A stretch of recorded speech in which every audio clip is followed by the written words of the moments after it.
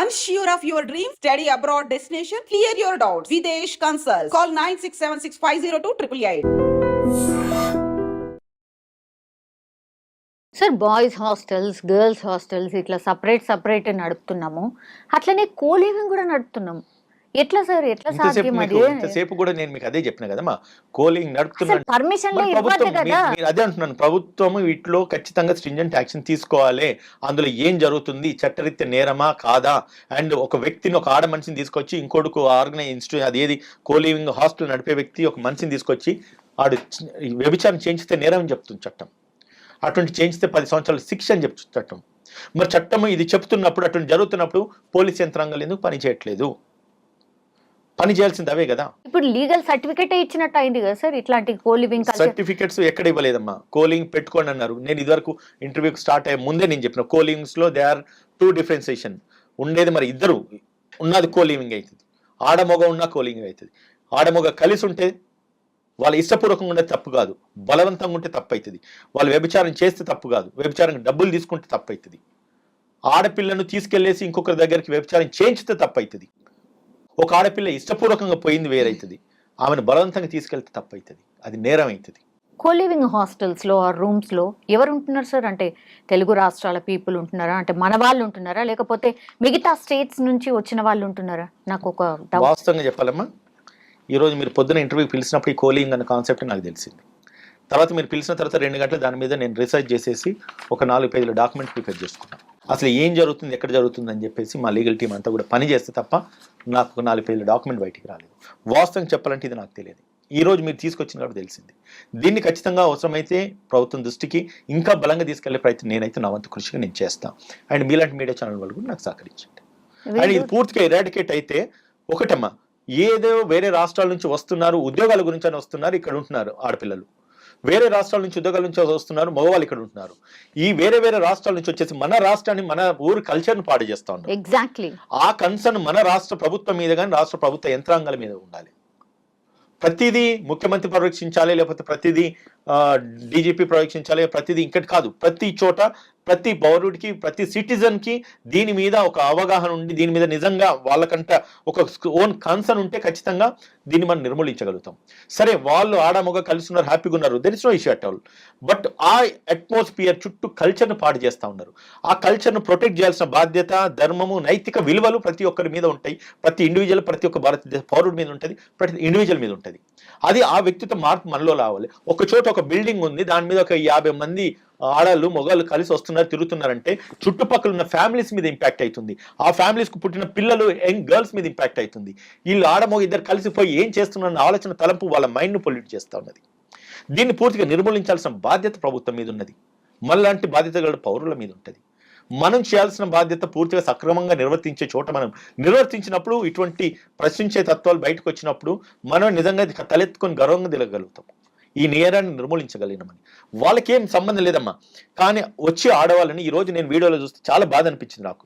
ఈ రూమ్కి పోతే ఇంత, ఆ రూమ్కి పోతే ఇంత, ఈ రూమ్కి పోతే నువ్వెవడిరా నిర్ధారించడానికి?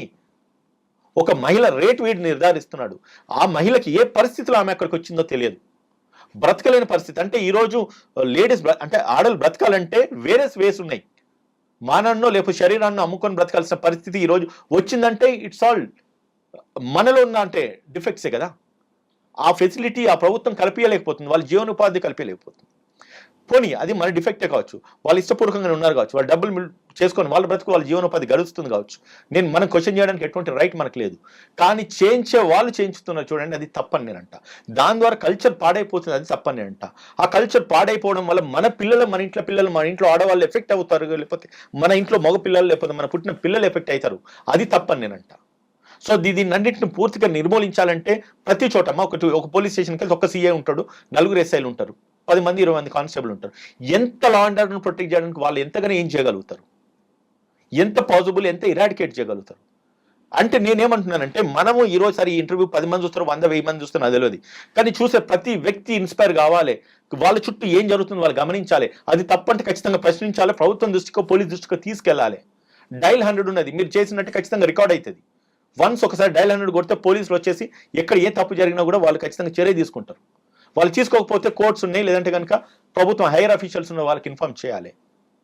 ఇవన్నీ పోలీసులకు తెలిసి జరుగుతున్నాయి, తెలియక జరుగుతున్నాయి అని చెప్పేసి ఈ రోజు ఈ ప్లాట్ఫామ్లో నేను అనలేను. కానీ ఒకవేళ పోలీసులకు తెలిసి జరిగితే దాన్ని పూర్తిగా నిర్మూలించాల్సిన బాధ్యత పోలీసుల మీద ఉంటుంది. ఎన్ని ఉంటాయి మన సిటీలో, ఎన్ని ఉన్నాయి ఇప్పటికే? ఎన్ని ఉన్నాయంటే ఈ రోజు ఇది ఉన్నదని చెప్పి ఈ రోజే నాకు తెలిసింది అంటున్నాను. వాస్తవంగా హానెస్ట్గా చెప్తున్నాను. నేను తెలుసుకున్న తర్వాత నేను రీసెర్చ్ చేస్తే ఇన్ని విషయాలు బయటకు వచ్చినాయి. ఉద్యమం అన్నది మొదలన్నది 1 నుంచి కౌంట్ మొదలైతే 100 పోతుంది, 100 నుంచి లక్ష కోటికి పోతుంది. Start with 1. ఏదో ఒక చోట ఒక స్టెప్ వేయండి. మీ ఇలాంటి ఛానల్స్ లేకపోతే ఇంకెవరన్నా అవి నిర్మూలించుతాయి. దాన్ని మన అట్లీస్ట్ మన చుట్టూ మన కల్చర్ని మనం కాపాడుకోగలుగుతాం, మన పిల్లల్ని మనం కాపాడుకోగలుగుతాం. ఇది బ్యాడ్ కల్చర్ అని చెప్పేసి మన పిల్లలకు మనం తెలియజేయగలుగుతాం. ఎక్కడి నుంచి ఏదో రాష్ట్రం నుంచి ఇక్కడికి వచ్చేసి ఈ రాష్ట్రాన్ని ఇంత పొల్యూట్ చేసి నాశనం పట్టిస్తున్నారు. మనం మౌనం వయసు నాకెందుకు అనుకుంటాం. నా ఇంటి ఫ్లాట్ పక్కోడికి నేను ఎవరో తెలియదు, ఇటు పక్కోడికి నేను ఎవరో తెలియదు. కానీ నా పిల్లలు వెళ్తే 10 మందితో వాళ్ళు కలుస్తూ ఉన్నారు. వాళ్ళు రేపు ఎటువంటి కల్చర్కి అలవాటు పడుతున్నారు మనకు తెలుస్తలేదు. అది రేపు డ్యామేజ్ అవుతుంది కదా. మన ఇంట్లో ఆడపిల్లున్నా మగపిల్లున్నా తప్పు చేసేది ఆడపిల్ల, తప్పు చేసిన మగోడే కారణం అవుతుంది కదా. దానివల్ల ఇంపాక్ట్ కూడా రేపు ఈ పిల్లలకు కూడా పడుతుంది కదా. సో ఇవన్నిటిని కూడా ఎరాడికేట్ నిర్మూలించి చేయాలని అంటే ఎవరి సోషల్ రెస్పాన్సిబిలిటీ వాళ్ళకు ఉంటేనే ఇవన్నీ మనం తగ్గించగలుగుతాం. లేదు అంటే కనుక ఇంటర్వ్యూకి మాట్లాడుకున్నంతసేపు మాట్లాడుకుంటే దాని తర్వాత వ్యూ సెన్స్ వచ్చిన చూసుకోవడం, ఊరుకోవడం. లాస్ట్లీ సార్, ఇండియన్ జ్యుడిషియరీ మన కల్చర్ ఏందో అంటే తెలుసు కదా సార్, అయినా సరే ఇట్లా ఎందుకు చెప్తుంది అంటే ఇది తప్పు కాదు, అది తప్పు కాదు అని అట్లా చెప్పొచ్చా సార్? అందుకే కదా ఇట్లా డిఫరెంట్ గా ఇట్లా కొత్త ఇవి ట్రెండింగ్ కి పోతున్నాయి అని ఇట్లాంటివే వస్తాయి. మరి ఫ్రీడమ్ అనేది constitutional right, freedom of living అంటారు. అది రాజ్యాంగంలో కల్పించింది వెసులుబాటు. సార్ యాజ్ ఏ అడ్వకేట్ కాకుండా యాజ్ ఏ హ్యూమన్ బీయింగ్ చెప్పండి సార్. హ్యూమన్ బీయింగ్ చెప్పాలంటే ఇదివరకు నేను చెప్పిన హ్యూమన్ బీయింగ్ అంటే వ్యక్తిగానే నేను మాట్లాడినా, నేను అడ్వకేట్గా నేను మాట్లాడలేదు. అడ్వకేట్గా మాట్లాడాలంటే ఇటువంటి జరగాలని అనుకుంటా, కేసులు కావాలని అనుకుంటే, కేసులు వచ్చి నా ఫీజులు వచ్చాయి అనుకుంటా. నేను అట్లా అనుకునే మాట్లాడలేదు.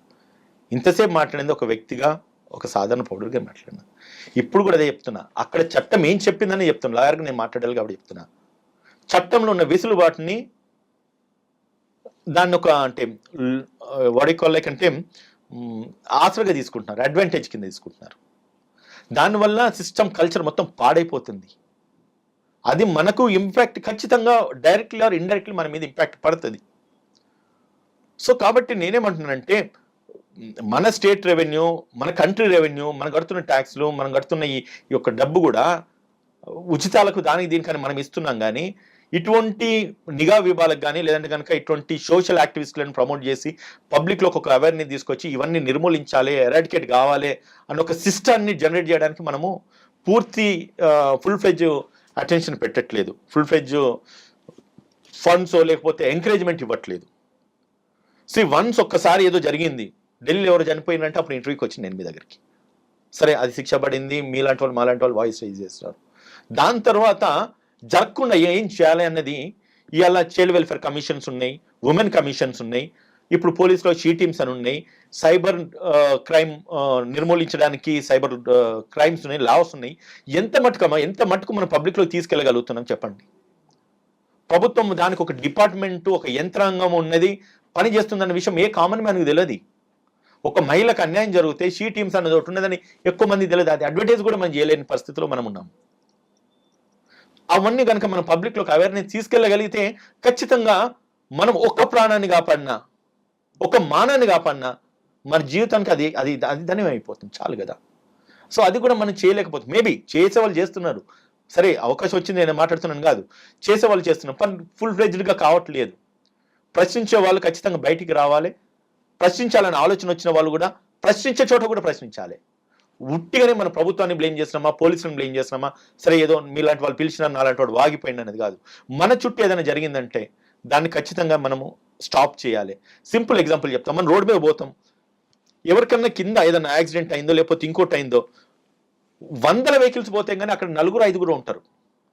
ఇంకోటి చెప్తా, కార్ లాగాయి, బెంజ్ కార్లు అసలే ఆగాయి, స్కూటర్ రోడ్డు లేకపోతే సైకిల్ మీద పోయేటోడు, లేకపోతే మానవత్వం అనేది అక్కడే ఉంది. ఈ కార్ ఆగి నెక్కించుకొని పోయి ఒక హాస్పిటల్ తీసుకుపోవాలన్న సెన్స్ మన దాంట్లో ఎవరికి లేదు. 108కి ఫోన్ చేసినామా, అంబులెన్స్ వచ్చింది, అంబులెన్స్ వచ్చి ఎక్కించుకుపోవాలి. ఇంకోటి లా కూడా ఏం చెప్తుందంటే అటువంటి సివియర్ యాక్సిడెంట్స్ ఏమైనా జరిగినప్పుడు మీరు ఖచ్చితంగా ప్రొటెక్ట్ చేయండి. అది నేరం కాదు, తప్పు కాదు. వాళ్ళ ప్రాణాలు కాపాడగలిగితే ప్రభుత్వం నుంచి అవార్డు కూడా ఇస్తారు. అది ఎవరికి తెలియదు. ఇప్పుడు ఆ సోషల్ స్టిగ్మా మనలో ఉండాలి. ఇట్స్ ఆల్ ఒకటండి. ఇంప్లిమెంటేషన్ మేబీ రేపు నాకు ఆ సిచ్యువేషన్ వచ్చి నేను కూడా ఆగకపోవచ్చు, ఎందుకంటే నా బిజీ నాకు ఉంటుంది. నా ఒక కారు అవుతే నా వెనకాల 10 కార్లు ఆగుతాయి కాబట్టి, కానీ ఒక వ్యక్తి అవుతే ఆగేది. అంటే వైఫల్యం అక్కడ వ్యక్తుల్లో అనా, లేదంటే కనుక అక్కడ ఉన్న సిచ్యువేషన్ సర్కమ్స్టెన్స్ అని కాదు. వన్స్ వెన్ వీ వాంట్ మనం ఏదన్నా చెయ్యాలి, ఆ ప్లేస్లో అనుకోకుండా మన బ్రదర్ ఉండొచ్చు కావచ్చు, మన సిస్టర్ ఉండొచ్చు కావచ్చు, తెలియకుండా మనమే పాస్ అయ్యి వెళ్ళిపోవచ్చు. ఓ సినిమా మనం చూసిన ఏది, వాళ్ళ ఫాదర్ చనిపోతాడు, సుస్వాగతం సంథింగ్, పాపం అనుకుంటూ కామెంట్ చేసి వెళ్ళిపోతాడు. తర్వాత ఈయన నా ఫాదర్ అని తెలుస్తుంది. ఆయన చనిపోయిన తర్వాత ఆ ఒక్క ఫాదర్ పోస్టర్లను వేసినా కూడా దొరకది. అవును, ఏదో లవ్ స్టోరీ, అది నాకు గుర్తుకొస్తలేదు. సుస్వాగతం అటువంటి ఇన్సిడెంట్స్ ఎన్నో ఉంటాయి. అంటే ఈ సందర్భం అదే వచ్చింది కాబట్టి చెప్తున్నా, ఉమెన్ యొక్క మనిషి యొక్క ఆలోచన సరళని మార్పు రావాలి. ఎవడైనా మన కారు ముందుకెళ్ళి మన కట్టుకోడి పోతే ఓ అని అరుస్తాం. అరిసింది వీడు వినడు, వాడు వినడు, మన పక్కన్నదని మనకు కాంట్ అయిపోతుంది, బ్లేమ్ అయిపోతుంది, మన ఇమోషన్ వీక్ అవుతుంది. సో ఇవన్నీ changes should come from our inner feelings నుంచి, మన లోపల నుంచి రావాలి. ఈ అంత సోషల్ రెస్పాన్సిబిలిటీ, సోషల్ స్టిగ్మా అంతా కూడా ఒక్కొక్క ఇండివిజువల్ నుంచి మొదలైతే, మీరు అంటున్నట్టుగా ఈ కోలింగ్ రూమ్స్ పెట్టిన చుట్టుపక్కల అపార్ట్మెంట్స్ లేవా, స్కూల్స్ లేవా, కాలేజెస్ లేవా, పోలీస్ డిపార్ట్మెంట్ లేదా, పోలీస్ జ్యుడిక్షన్ వస్తలేదా, జిహెచ్ఎంసీ జ్యుడిక్షన్ వస్తలేదా, వాడు పర్మిషన్ ఎట్లా ఇచ్చినాడు, ఇచ్చిన తర్వాత దేనికి వాడబడుతుంది, ఇన్స్పెక్షన్ చేయరా, వాడు ట్యాక్స్ కడుతున్నాడు గవర్నమెంట్కి, లేకపోతే కరెంట్ బిల్లులు కడుతున్నాడు, ఖచ్చితంగా అది రికార్డ్ అయి ఉంటుంది కదా. దాని మీద ఎందుకు ప్రభుత్వ యంత్రాంగాలు పనిచేయట్లేదు? అంటే ఆఫ్ కోర్స్ ప్రభుత్వాల మీద, పోలీసుల మీద ప్రెజర్ ఉంటుంది, ఉండదని నేను కాదు అంటలేను. కంప్లైంట్ దగ్గరకు వచ్చినప్పుడు నేను చర్య తీసుకుంటాను అనుకుంటే సరే, వచ్చినప్పుడు ఇటువంటి అడ్వర్స్ సిచ్యువేషన్స్లో మొత్తం కొలాప్స్ అయిపోయిన, డ్యామేజ్ అయిపోయిన తర్వాత వస్తే what is the use? We cannot prevent, right? Prevention is better then cure అంటాం. ఒక గాయము అయిన తర్వాత దానికి మందు పెట్టేదానికి గాయం కాకుండా చూసుకుంటున్నా ఏం కదంటాం. సో అది జరగట్లేదు ఇక్కడ. సో దాన్ని అందరి ఎవ్రీ ఇండివిజువల్ నుంచి రావాలండి. మీలో ఇప్పుడు వచ్చిన ఈ ప్రశ్నించే తత్వము, సరే ఉదయం అడ్వకేట్ లీగల్ అవేర్నెస్ ఇస్తాడో అనే దానికంటే కూడా ఆ ప్లేసెస్లో మీరు వెళ్ళి చూడండి, అక్కడ మైకులు పెట్టండి. Let's see where we can start, where we can stop. Yeah, అక్కడి నుంచి మనం చేంజెస్ తీసుకోవడానికి ప్రయత్నించేద్దాం madam. Thank you sir, thank you so much.